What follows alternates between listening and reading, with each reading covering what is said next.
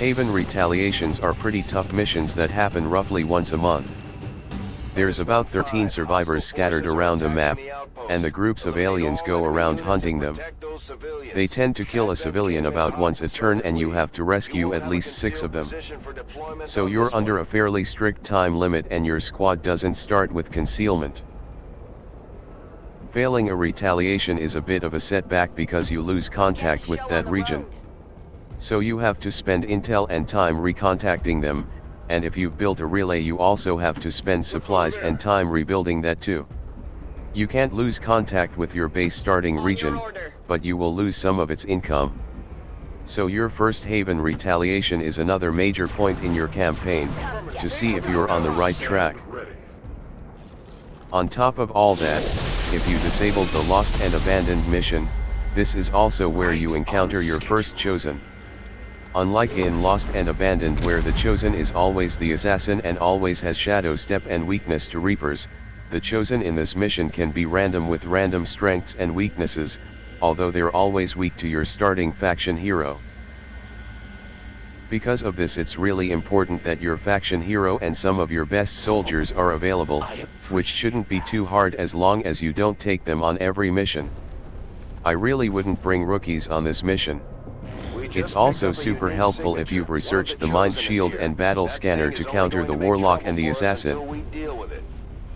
In this campaign I'm taking a Ranger, a Grenadier, a Specialist, and a Skirmisher. The Ranger doesn't have any skills, they've only got a frag grenade, and I put a laser sight on their shotgun. The Grenadier also doesn't have any skills, also has frag grenades, and doesn't have any attachments on their gun currently. The Specialist has combat protocol, an emergency flashbang, and I put a scope on their rifle. And finally, the Skirmisher has Zero In and Wraith, a Mind Shield in case the Warlock turns up, and an autoloader on their bullpup. I didn't have enough supplies, else I'd build another Mind Shield for my Ranger or Grenadier, probably my Ranger, and I'd probably also put a Battle Scanner on my Specialist instead of the flashbang. Flashbangs don't work on the Chosen. As I mentioned earlier, you don't start with concealment on retaliations, except if you have a Phantom Ranger or a Reaper. I do actually have a Phantom Ranger but they weren't available for this mission. Scouts are especially useful on these missions because you can use them to quickly find the pods. A good thing to know is that the Chosen count as a pod. So if a mission normally has 3 pods, then there'll only be 2 pods because the Chosen is taking up one of the slots. On your order.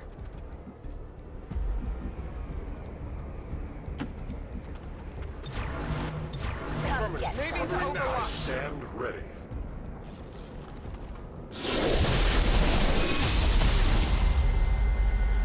Right on schedule. Our first Chosen is the Hunter. He's immune to melee and has shadow step, which kinda sucks because our Skirmisher's grapple abilities won't be useful and we won't be able to lure him into an Overwatch trap. He is weak to explosives though, which is always nice. Depending on which Chosen you get will dictate what strategy you'll use. The Assassin will be lined towards you, so it's better to pull back and deal with her first, so she doesn't blindside you while you're already fighting a pod. Whereas the Warlock and the Hunter will hang back and harass you periodically, only moving in once all the other pods are dead. So it makes sense to deal with them first, that way you don't have to worry about them coming in while you're fighting the Chosen. I'm going to try and stay far away from him, because he likes to grapple around and it's pretty common for him to show up even when you're trying to avoid him.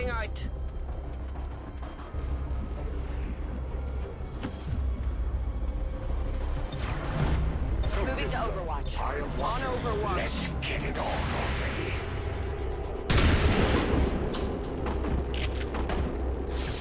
Big deal. I suppose that's why the Elders want you back on the tactical side, Commander. It would seem Advent has begun deploying their so-called priests into combat. Their implants provide significant enhancements to whatever latent psionic energy they may have once possessed. This is a perfect example of why you want to overwatch crawl as much as possible. We just completely eliminated that pod and didn't have to do anything.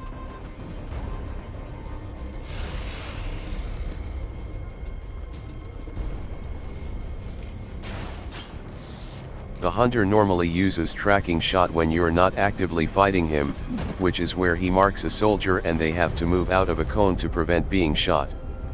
But for whatever reason he didn't use that at all during this mission, which is fine, it's not normally a big deal anyway. We're just overwatch crawling around the map for a bit, so we'll skip ahead to when we get to the next pod.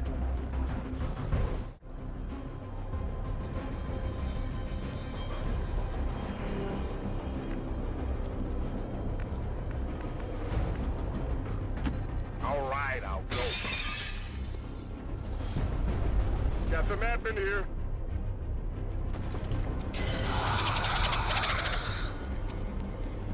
So here we go, a sectoid and a trooper. As usual, trooper first and we'll deal with the sectoid later.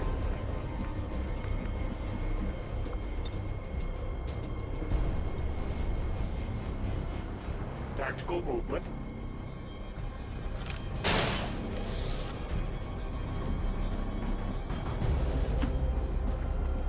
As I mentioned in a previous video, Justice has a surprisingly high chance to hit, especially if they're in the high ground. So this is perfect to just wipe the trooper off the board. This is probably the biggest strength of the skirmishers, especially in the early game. Hey, why don't you pick on someone your own size?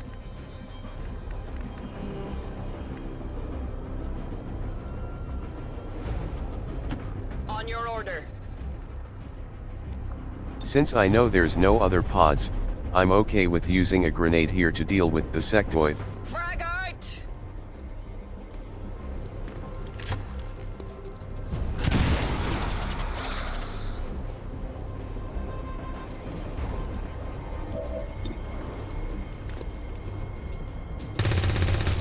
Of course the 82% misses and our ranger can't see it, so we'll have to go on overwatch.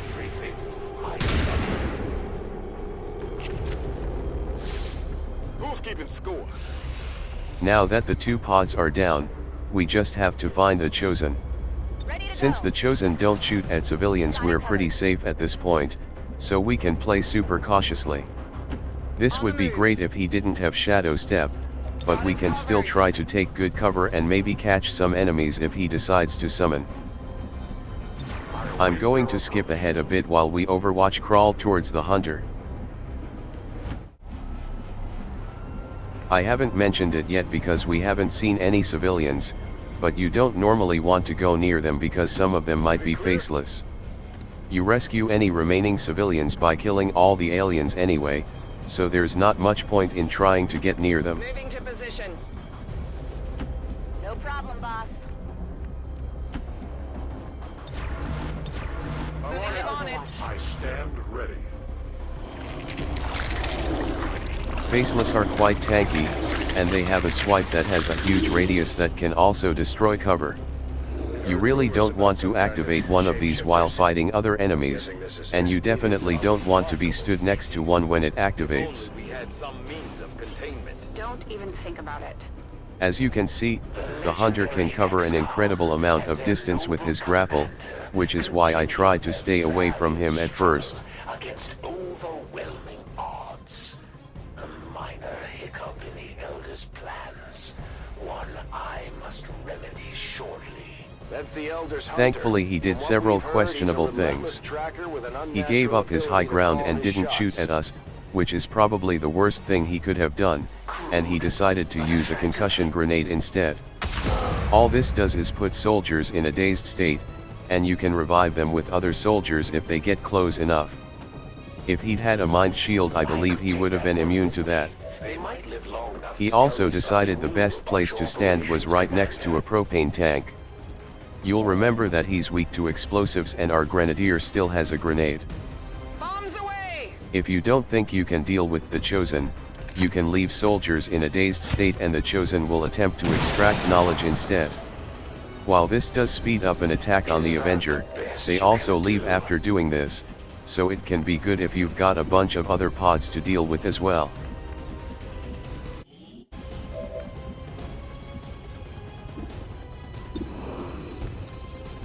In hindsight, I really should have just used combat protocol on the specialist to guarantee the kill. It does 2 damage with the basic gremlin and can't miss. Instead I throw it all to chance and use standard shots instead, but it works in the end.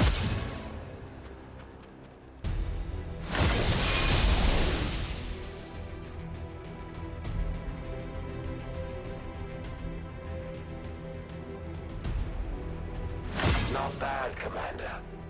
It's time for a tactical retreat. But we'll see each other again real soon. We've proven The important thing with Faceless is, like with many melee enemies, to know when to keep your distance. I don't like how close my ranger is and he's not going to be able to kill it anyway, so I pull him back.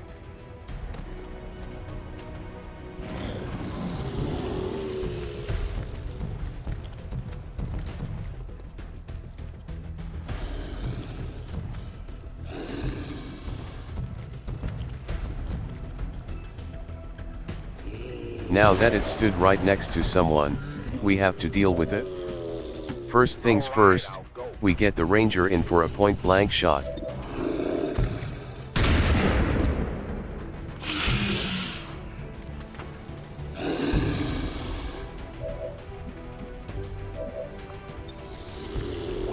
Wraith is a very useful skill in certain situations. It's both a move and an attack, and you can pull yourself to any target unlike Justice. At this tier of equipment it deals a flat 4 damage and you could easily follow it up with a point-blank shot if necessary. The only downside is you can't control where you land like a regular melee attack, so you could easily end up out of cover. If they decide to face us again, we'll be ready.